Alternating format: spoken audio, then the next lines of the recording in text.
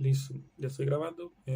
Vamos a comenzar con el video del día de hoy. Es 13 de septiembre del 2024. Son las 11:15 de la noche. En realidad las 11:14 de la noche. Los titulares que tengo de las últimas noticias serían que se ha radicado una nueva reforma a la salud en el Congreso de Colombia. Dice el ministro de Salud: consensuamos artículos con la CPS. En una entrevista con la W Radio, el presidente Vladimir Putin advierte a Occidente respecto al uso de misiles. Gustavo Petro continúa denunciando golpe de Estado. Estados Unidos sanciona a 16 funcionarios venezolanos. Ecuador exime pago de facturas entre diciembre y febrero. Gustavo Petro niega retractarse respecto a declaraciones al respecto de Vargas Lleras. Australia impondrá un mínimo de edad para usar redes sociales. Colombia es líder en repitencia escolar. Humberto de la Calle dice en entrevistas con El Espectador que el resultado de la paz ha sido el resultado de la paz ha sido muy mediocre. Crisis en el sector energético, entrevista con José David Nami en Blue Radio, y una actualización de una noticia de ayer que es respecto a las muertes en Bogotá relacionadas con problemas cardiovasculares. Entonces, empecemos. Listo. Lo primero sería hablar al respecto del documento de reforma a la salud que ha sido radicado en el Congreso. Este el documento completo consta de 230 páginas. Yo apenas lo pude descargar hace unas horas y todavía no lo revisé completamente. Y tenía por intención hacer un análisis completo del mismo en este video, pero no quería que fuera una o dos horas hablando de este documento y 10 minutos hablando de noticias, así que más bien voy a hacer una revisión superficial que realmente tampoco pude hacerla completamente, es decir, solo pude ir más o menos a la página 70-80 de lo que llegué a leer y revisar. Entonces, lo que quiero compartirles en este momento sería una par de detalles sobre los datos cuantitativos que están dados en el informe. Parte de en sí tiene una distribución en la que es una parte en la que digamos que hasta la página 160 se maneja la argumentación en favor de la reforma, y ya un poco después es específicamente los articulados o proposiciones que están en el documento. No todo es el proyecto de ley, sino una parte en sí. Del final, encontré al inicio del documento como tal, eh, habla de diferentes gráficas que voy a describir en este momento. Las figuras 1 y 2 ilustran la correlación entre gasto en salud y resultados en salud para los países de la OCDE. Como lo ilustra la figura 1, la esperanza de vida y gasto en la salud, hay una relación positiva entre las dos variables mencionadas de la muestra de 38 países. Aquellos ubicados en el cuadrante superior derecho, 18 en total, tienen un gasto en salud mayor y una esperanza de vida mayor que la del promedio de la OCDE. Caso contrario, los 11 países ubicados en el cuadrante inferior izquierdo registran gastos menores en salud y como proporción de su Producto Interno Bruto, y tener una esperanza de vida menor que el promedio de la OCDE. Serían esta primera gráfica que se encuentra a la izquierda. Ya voy a ir más en detalle en ella. Por otro lado, una segunda figura que es mortalidad evitable, prevenible y tratable, y gasto en salud. También existe una asociación positiva en la muestra de países analizados. 18 registran un gasto superior al promedio y tasas de mortalidad evitables más bajas. Cuadrante inferior derecho, mientras 10 países gastan menos en salud que el promedio de la OCDE y evidencian más muertes que podrían haberse evitado. Cuadrante superior izquierdo, en este último grupo se encuentra ubicado Colombia. Listo, esta es la información, las gráficas. No sé si se puede llegar a ver completamente el número de país o la abreviación de cada uno de los países. En rojo estaría marcado Estados Unidos aquí aparte en cada una de las dos gráficas. Se distribuye en la gráfica 1, en la figura 1, en el cuadrante superior izquierdo, en el que estarían la mayoría de los países, según veo, como en donde hay un bajo, un bajo gasto y una alta expectativa de vida. Los países del cuadrante superior eh, derecho encontraríamos los que tienen un alto gasto en salud y una alta esperanza de vida. Abajo estarían todos los que tienen una baja esperanza de vida, pero con la excepción de Estados Unidos, que tiene un gasto en salud bastante alto. En la segunda gráfica es más o menos de lo mismo, tratándose no de la esperanza de vida, sino la mortalidad evitable o prevenible en todo este asunto de salud preventiva. Eh, Continuemos. Esta gráfica que muestro a continuación no está en el documento como tal, simplemente la tenía guardada en el computador y me dio por compartirla. En realidad era parte de una serie de análisis que había hecho antes, en donde, bueno, esta no está reflejada aquí, tampoco en esta gráfica, pero se trataba de que Colombia como tal tenía un gasto en porcentaje del PIB. Es decir, estos temas ya los había consultado antes del informe como tal, de la radicación de la nueva reforma, como aficionado, meramente como aficionado, y más o menos me había llevado a la idea anteriormente que el gasto por porcentaje del PIB en Colombia es muy similar al de Estados Unidos, y paradójicamente nuestros resultados llegan a ser un poco mejores, pero no necesariamente en esperanza de vida, sino en la eficiencia del servicio. Por otro lado, esta gráfica no debería estar acá, está un poco más al final, la voy a mover. Aquí. Más tarde les menciono cosas sobre eso. En la figura 3 se analizan los resultados en acceso a la salud respecto al gasto en dicho rubro. Se evidencia una correlación positiva entre las dos variables, ubicando en el cuadrante superior derecho a 14 países con un gasto superior al promedio de la OCDE y una mayor proporción de países una mayor proporción de población satisfecha con la disponibilidad de atención médica de calidad. Por su parte, en el cuadrante inferior izquierdo, 14 países registran un gasto en salud menor y una menor porción de la población satisfecha con el acceso a servicios de salud de calidad respecto al promedio de la OCDE. En este último grupo se encuentra ubicado Colombia. Voy a ampliarlo un poco, tal vez no lo pueden llegar a ver. Es esto. Colombia está, no lo encuentro.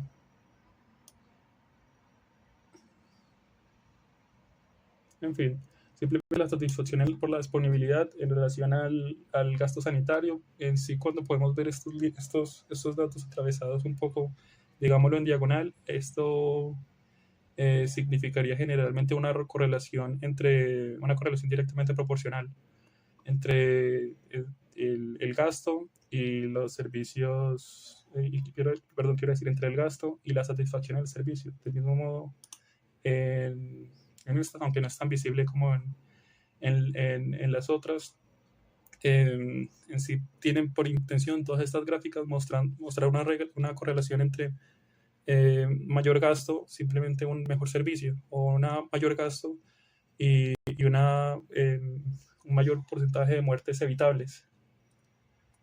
En otra parte, tenemos una información sobre el costo de medicamentos. La preocupación central con el fenómeno de la integración vertical, radicado en algunas entidades, tanto en el régimen contributivo como en el subsidiado que tiene integración, adoptan comportamientos rentistas, los cuales, más que centrarse en la utilidad de la EPS, lo hacen en la rentabilidad de negocios integrados verticalmente, como la capitación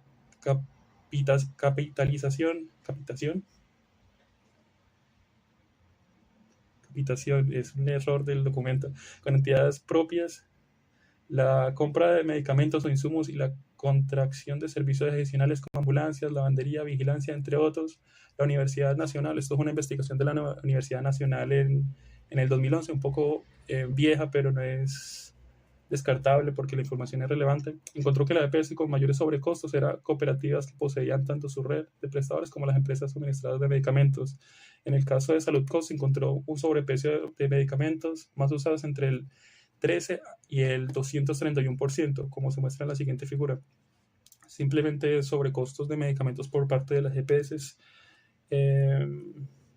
En otra gráfica tenemos los salarios aproximados o promedios de acuerdo a las profesiones en el año 2011 y en el año 2011 y en el año 2022. El año 2011 está en negro y el año 2022 en gris. Podemos ver el aumento, una cercanía en el aumento, en donde podemos ver que como tal en todo el servicio, la prestación de servicios de salud, quienes tienen los salarios más altos serían aquellos que sean químicos farmacéuticos, seguidos de los médicos, y quienes han tenido desde el 2011 al 2022 un mayor aumento en sus salarios también serían estos químicos farmacéuticos.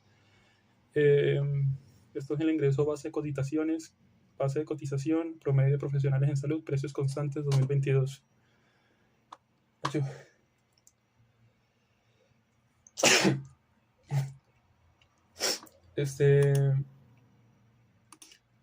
Continúo.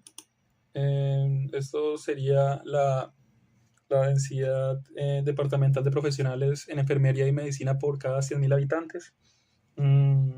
Simplemente pues podemos ver que el que tiene la mayor cantidad de médicos cada 100.000 habitantes es Bogotá, y quien está menos desfavorecido en esta situación sería el Chocó.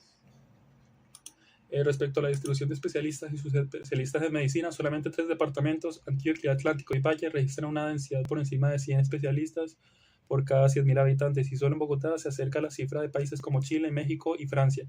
El 50% de los departamentos del país tiene densidades inferiores a 50 especialistas por cada 100.000 habitantes.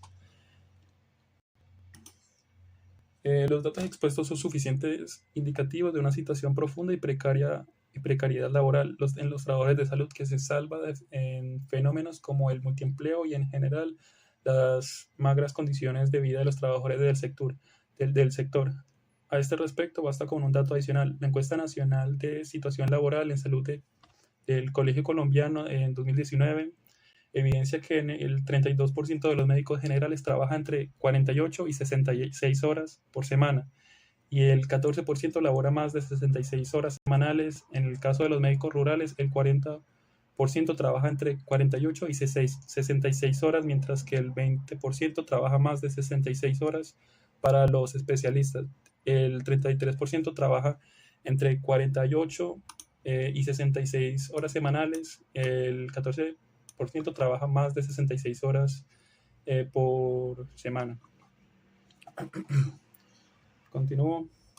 Esta es otra gráfica. Tengo varias gráficas aquí que en realidad no son del informe como tal, pero me parece en este caso también válida mencionarla. Esto corresponde al gasto público en salud y cobertura de aseguramiento en salud.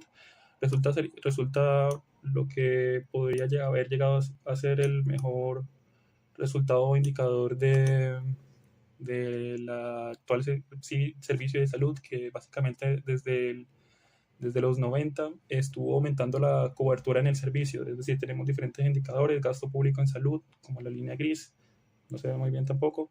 Este pequeño cubo en diagonal corresponde a la cobertura urbana, el coloreado en verde, la cobertura total, y el triángulo, la cobertura rural.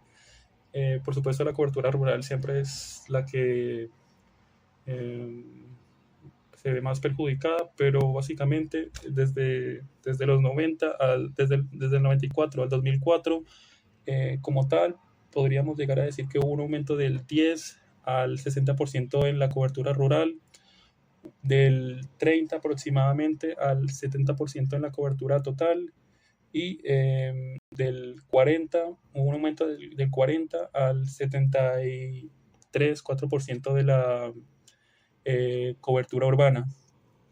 Repito, esta gráfica no está en el informe, en el radicado ni en sus argumentos, pero corresponde a pues, aquellos beneficios que nos pudo haber dado ese actual sistema de salud. Aparte del que ya mencioné, en el que pues, al tener un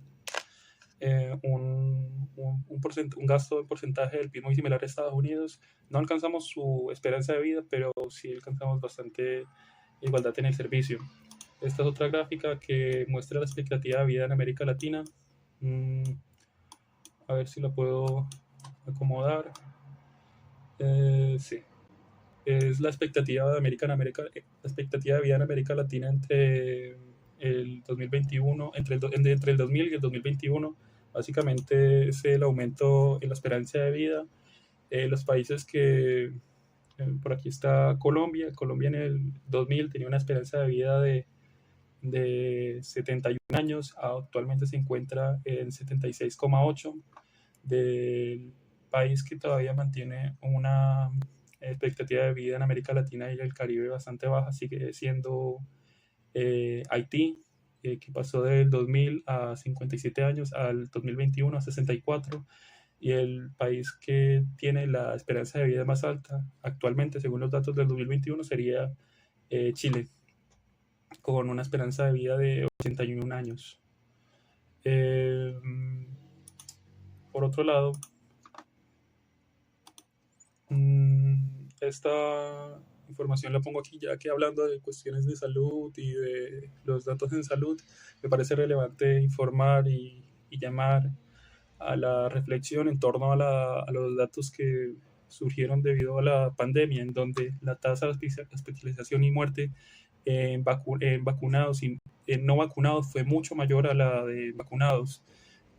Durante toda la pandemia como tal se empezó a originar todos unos movimientos antivacunas, y aquí los resultados, básicamente las personas no vacunadas presentaron una tasa de mortalidad 5 veces mayor que los vacunados.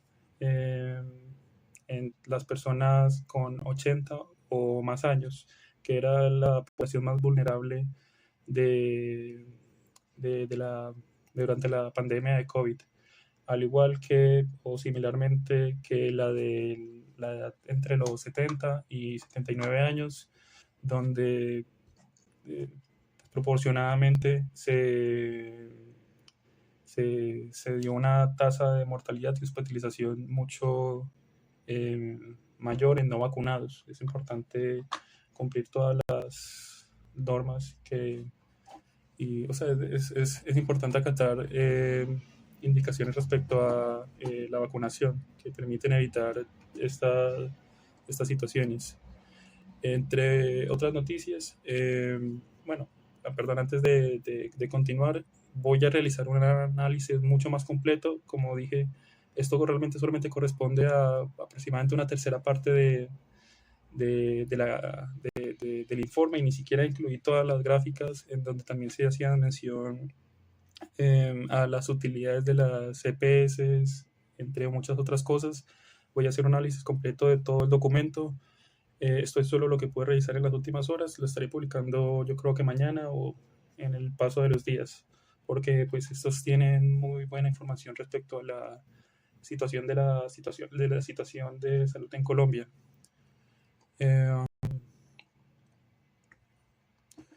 También, entonces, siguiendo el hilo de esto, al momento de radicar el documento, tengo un extracto, quiero presentarles un extracto de simplemente las declaraciones del ministro de Salud en la W Radio.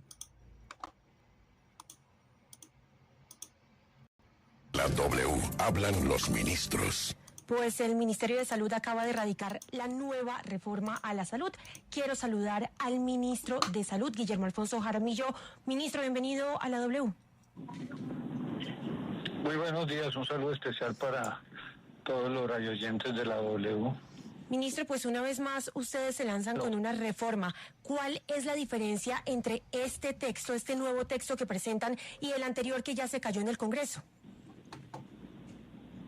Bueno, primero recordemos que nosotros trabajo muy dispendioso y muy riguroso con las EPS, que era de pronto uno de las dificultades que se pudieron haber presentado.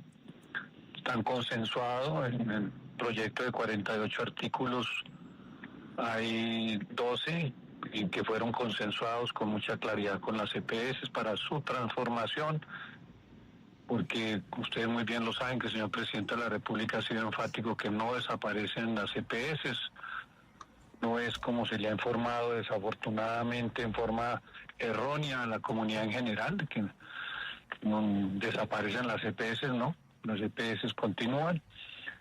Y por supuesto entonces hay un consenso muy claro con diferentes sectores, acuerdos con... En la nueva reforma, entonces las EPS continuarían, dice el ministro de Salud. En otras noticias, el presidente ruso Vladimir Putin advierte a Occidente respecto al uso de misiles. Dice que interpretará el conflicto de misiles de largo alcance en Moscú como una interferencia directa por parte de Estados Unidos y Europa a la guerra ruso-ucraniana. Resulta que actualmente Rusia está haciendo, Corea del Norte e Irán están suministrando a Rusia de misiles de largo alcance, y ahora Estados Unidos pretende hacer lo mismo con Ucrania. Pero adicionalmente a esto, parte de los misiles que proporciona Irán son misiles balísticos, es decir, podrían llegar a alcanzar cualquier país del planeta. Putin advierte sobre una actualización en la guerra debido a esta nueva situación, pero no proporciona detalles respecto a las consecuencias que llevarían esta situación. Por supuesto, pensaría que se trata de una escalada en el conflicto. Tengo extracto de la entrevista, no aparté, no importa, son solo un minuto en el que menciona exactamente lo que acabo de decir. La escalada en el conflicto a consecuencia de la interferencia, según él, de Estados Unidos proporcionando misiles de largo alcance a Ucrania. Estos misiles de largo alcance permitirían atacar Moscú, básicamente. En otras noticias, a ver si está bien. Sí. En otras noticias, Gustavo Petro continúa denunciando golpe de Estado. Dice que se estaría conspirando para realizar un golpe de Estado o quitarle la vida. Quiero mostrarles parte de un extracto de una de las declaraciones que realiza sobre esto. Este discurso va a ser presentado a toda Colombia, porque fue manipulado también, recortado para que no se conociera por parte de la sociedad colombiana lo que el presidente de la República está diciendo y denunciando. Ocultar al presidente, silenciar al presidente, es lo que ha querido el gran poder económico en Colombia. Silenciar a como dé lugar al presidente, manipular sus ideas, manipular sus frases, recortarlas para que digan lo contrario de lo que diga el presidente. Una tarea que todos los días hacen los grandes medios de comunicación, tratando hasta ahora infructuosamente de quitarle a este gobierno el apoyo popular. Ellos saben muy bien que si lograsen quitarle el apoyo popular al gobierno, aquí habría un golpe de Estado inmediato. Inmediato. Es el abrebocas, es la antesala al golpe de Estado, que no es como en Chile, que se conmemoró ayer, creo, un año más de ese 11 de septiembre de 1973, que comenzó, si ustedes recuerdan, con la orden a la Fuerza Aérea chilena de bombardear las antenas de radio para que el país quedara en silencio. silencio. Está bien, bueno, continuamos. Bueno, en otra declaración, en otro video, Petro estaría responsabilizando esta situación entre muchas personas, a Efraín Cepeda, quien actualmente sería o es presidente del Congreso. Efraín Cepeda es de los congresistas con más tiempo, desde los 90 me parece que ha estado en el Congreso, un personaje bastante particular. Continúo. Estados Unidos sanciona a 16 funcionarios venezolanos. Estaría incluida la presidenta de la Corte Suprema, miembros de la Asamblea Nacional, entre otros. Esto sería por obstrucción a los derechos electorales y bloquear la publicación de las actas electorales. Recordemos lo que había mencionado en uno de los anteriores videos, creo que fue el primero que publiqué. Básicamente, la toma del poder por parte del régimen venezolano es evidente porque al momento de publicar los resultados electorales en su sitio, cometieron un pequeño error que evidentemente da cuenta de la tergiversación de la información. Es básicamente, repito, a lo que había dicho, el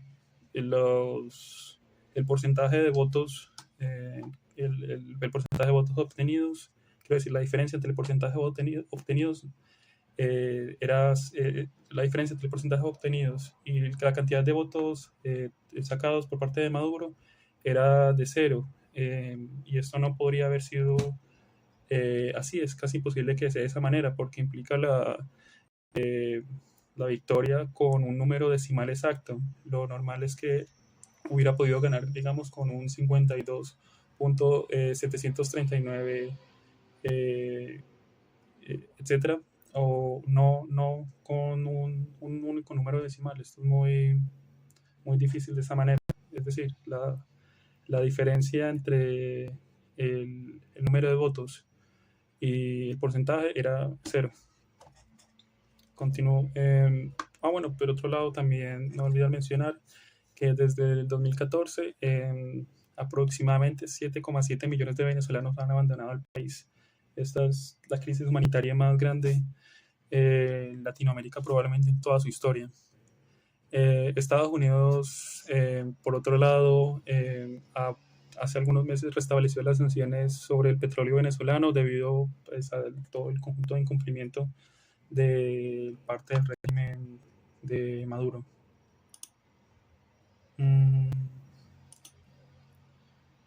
Continúo. Ecuador exime pago de facturas entre diciembre y febrero. Se habría llegado a registrar un momento en el que el país habría algunas ciudades del país habrían llegado a quedar hasta 15 horas sin luz o sin energía.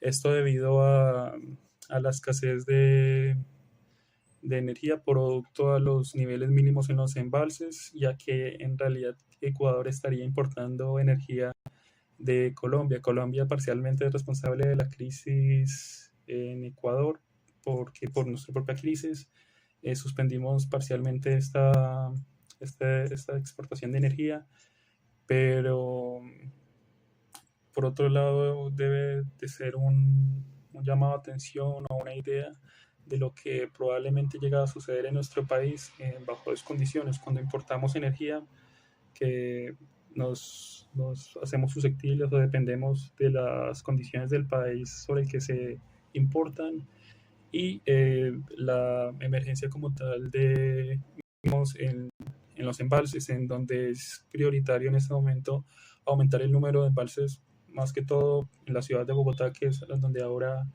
están surgiendo unas nuevas crisis. No, estoy confundiendo con la del agua en la costa, que es el problema de energía. En fin, se trata de mejorar la infraestructura al respecto, aumentar el número de embalses o de centrales hidroeléctricas.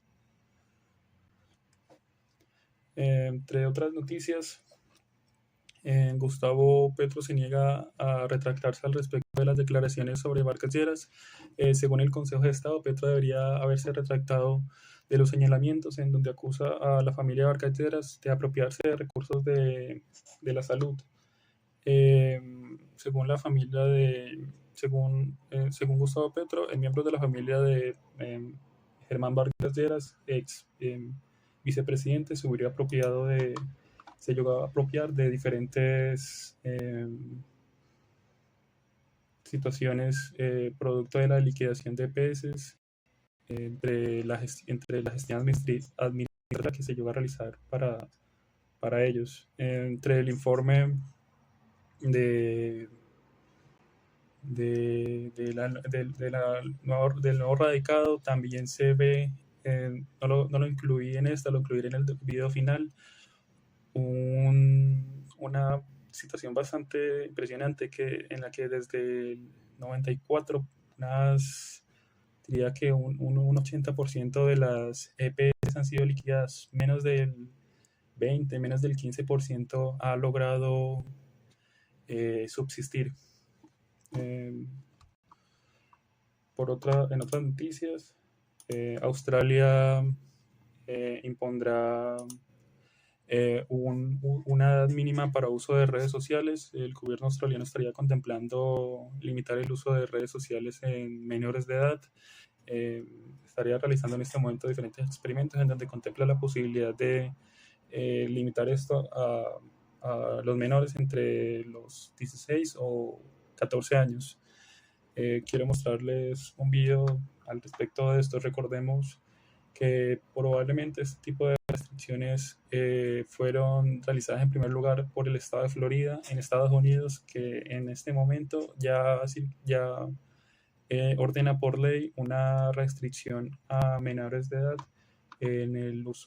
a menores de edad desde los 14 años en el uso de redes sociales, Instagram y TikTok y todas estas. El video.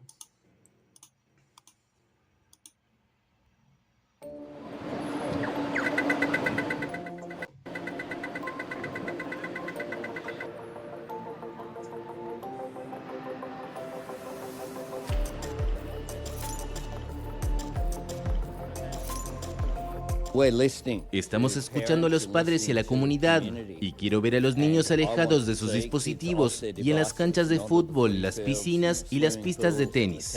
Queremos que tengan experiencias reales con gente de verdad, porque sabemos que las redes sociales están haciendo un daño social.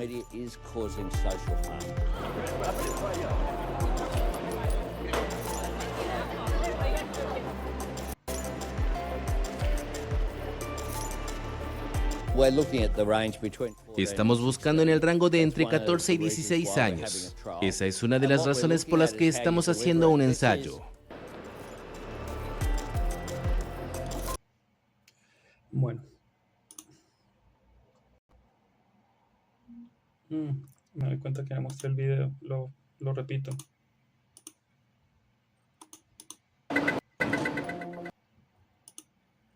Niños alejados de sus dispositivos.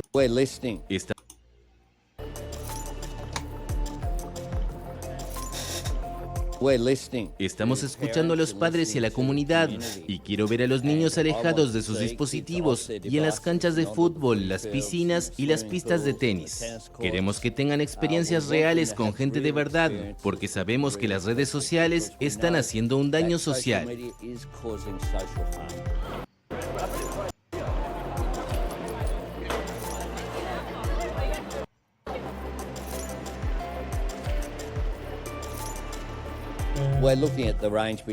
Estamos buscando en el rango de entre 14 y 16 años. Esa es una de las razones por las que estamos haciendo un ensayo. Listo. Entonces, continúo. Resulta ahora que Colombia es líder mundial en repitencia escolar. Colombia es el país con la mayor tasa de repitencia en los grados primario y terciario básico secundario. en la primaria y tercero de la básica secundaria. Se incrementó la repitencia en educación primaria a una tasa de 5,8, encima del promedio de la UTE que estaría en 1,5. En educación secundaria, en los grados sexto a noveno, la repitencia se encuentra en 8,1, siendo eliminan los promedios de la UTE. La educación media en los grados décimo y 11 con tasa del 14,8. Y por otro lado, pues, la proporción de estudiantes, resulta que la proporción de estudiantes respecto a docentes, resulta que por encima de la OCDE, Colombia en educación primaria de 23 estudiantes tendrá 23 estudiantes por cada profesor, mientras que en la OCDE tiene 14 cada profesor. En educación secundaria tiene 23 estudiantes por cada un profesor. En la OCDE la cifra se encuentra en 13 profesores cada uno, 13 estudiantes cada un profesor, y en educación media, es decir, décimo y 11, se encontrará en 22 estudiantes cada un profesor, mientras que en la UCDE se encuentra de 13 estudiantes cada un profesor. Esto es dando a entender que la cantidad de profesores por estudiantes, la cantidad de profesores por estudiantes es mucho mayor respecto a los datos de la OCDE. Colombia, por otro lado, tiene 27,3% de los jóvenes entre 18 y 24 años sin estudiar y sin trabajar. Sería tercero después de Turquía y Costa Rica. Y entre otras cosas, Colombia gasta aproximadamente $4.874 por estudiante, que está muy por debajo del promedio de la OCDE, en el que se gastan aproximadamente $10.000. Personalmente, responsabilizo y considero que parte de los resultados, de los malos resultados en educación, se debe al mal manejo de datos predictivos sobre el mismo, por lo menos en el caso de la deserción, en donde estarían 4 de cada 10 estudiantes, estarían 4 de cada 10 estudiantes no finalizando el ciclo escolar. Es un aspecto o área en la que tengo algo de experticia. Hace unos 2 años estuve trabajando en unos modelos de Machine Learning para la predicción de la deserción escolar, y básicamente entre los problemas que podía llegar a ver era el pésimo manejo de los datos por parte del Estado, por parte del registro de información que se manejaba por parte del gobierno del Estado a las universidades, siendo este bastante incompleto, sin permitir un análisis más riguroso que permitiría tomar acciones para reducir estas tasas. Continuamos. Resulta Humberto de la Calle, en entrevistas en El Espectador, si no me equivoco, habrá dicho, abro comillas, el resultado de la paz total ha sido muy mediocre, cierro comillas. En la entrevista con el senador Humberto de la Calle se discuten temas claves de la política colombiana actual. De la Calle destaca las contradicciones del presidente Petro, quien pasa de dialogar y resolver el paro camionero a través de acuerdos a hablar de un supuesto golpe de Estado en su contra. El senador critica la retórica del presidente, señalando que estas declaraciones son exageradas y contraproducentes para el mismo gobierno, ya que debilitan su imagen tanto interna como externa. Sobre la reforma agraria, de la Calle señala que la inequidad en el campo ha sido un motor del conflicto armado en Colombia. Apoya la reforma, pero expresa preocupación por algunos aspectos como la expropiación express, sugiriendo que se deben ajustar ciertos puntos para que sea más justa y equilibrada, siempre con la intervención de la justicia en casos controvertidos. Finalmente menciona también que la retórica y los cambios súbitos en el discurso del presidente generan desconcierto, dificultando la claridad que hay o existe en el gobierno. Recordemos, personalmente, mi opinión no es muy positiva sobre Humberto de la Calle. Él habría resultado involucrado en los Panama Papers, ese escándalo de evasión de impuestos que eh, fue muy polémico hace un par de años. Y por otro lado, él habría sido líder, quiero decir, representante por parte del gobierno en las mesas de diálogo con las FARC en Cuba, que terminaron con criminales de lesa humanidad en el Congreso, con criminales de lesa humanidad con curules en el Congreso, que no es algo que considere muy prudente. Por otro lado, las declaraciones que generalmente suele hacer son bastante, eh, digamos, bien mediadas, bien pensadas. Solo por esas dos excepciones es que no es mucho de mi simpatía, pero de resto estoy de acuerdo con lo que está mencionando, inclusive en esa entrevista. En otras noticias, eh,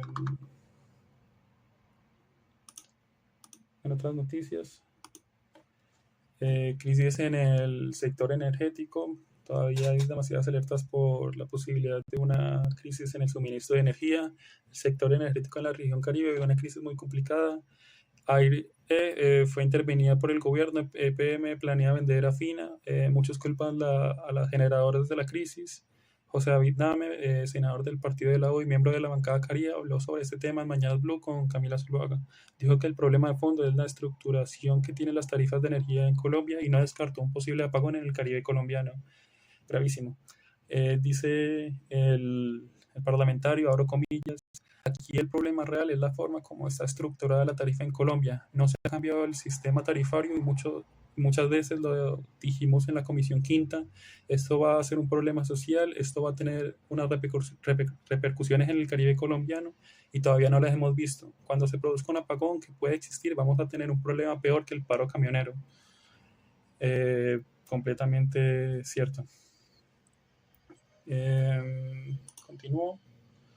Esto en realidad corresponde a una información que olvidé mencionar ayer, fue omitida, pues estoy compartiendo muchos datos, información, a veces me salto algunos detalles por error, por distraído, digamos, por falta de atención, y olvidé mencionar esta información que me pareció muy importante. Resulta que en Bogotá las muertes relacionadas a problemas cardiovasculares o en salud en estos campos ya superan los homicidios y los accidentes de tránsito. Es decir, 6.152 muertes hubo en el 2023 relacionadas a problemas cardiovasculares y al momento, en lo que recorrido del año, ya se habrían registrado 2.326, ya se habrían registrado 2.326 accidentes cerebrovasculares, 4.650 infartos agudos de miocardio y 1.500 accidentes cardiovasculares, superando las muertes por accidentes de tránsito y homicidios. Eso sería todo por ahora. Recuerden lo que mencioné hace un momento, voy a estar publicando un video más completo sobre toda la información que se encuentra radicada o acompañando anexo al proyecto de ley de reforma a la salud. Y bueno, eso es todo por ahora. Espero que les haya gustado. No olviden suscribirse y denle like al video. Eso lo puedo interpretar como una buena señal de cada vez un mejor contenido. Que tengan un feliz resto de día, de mañana o tarde, según sea el horario en el que vean este video. Hasta luego.